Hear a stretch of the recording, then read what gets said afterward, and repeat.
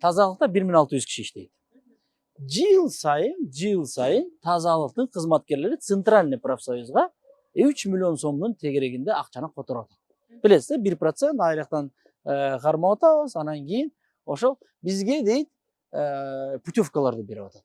Көлгө путевка берип атат. Алар сизде да ушундай го дейм, любой бир организацияда ушундай бар нерсе. Анан мен келгенде сразу ошону токтоттум. Биринчи айттым, бизге Центральный профсоюздун кереги жок.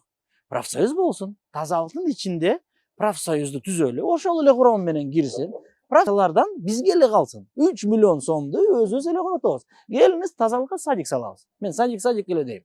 Ошол кыялым садик болуп атат. Тазалыктын тарыхында бирде жолу тазалыктын кызматкерлерине квартира берилбептир.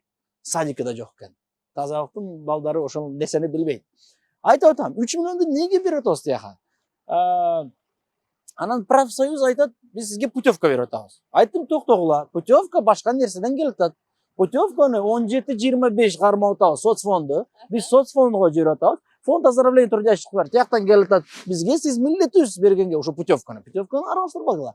3 миллион сомду биз жөн эле которуп атабыз жыл сайын. Анан айттым, жок, ошол акча тазалыкта калсын. Ал акча котордуңар борбордук профсоюзга, ал каяка кетет? Билбейм, аны профсоюз, Центральный профсоюздун кишилери өздөрү куруп атат. Азыр могу видеодон кийин кайра келет. Анан ушуну айткандан кийин эртеси эле келди. Эртеси эле эки мындай мен сыяктуу жакшынакай кийинип эки киши келди. Алиев, сен Американы ачпа. Профсоюзга төлөш керек. Айтты, биз төлөйбүз, бирок өз профсоюзга, тазалыктын профсоюзуна төлөйбүз. Ошол эле состав болсун. Ошол эле курууга тийбейм. Бирок 3 миллион сомду коюп койгула, тазалыкка коюп койгула. Ошол күндөн баштап майрам башталды.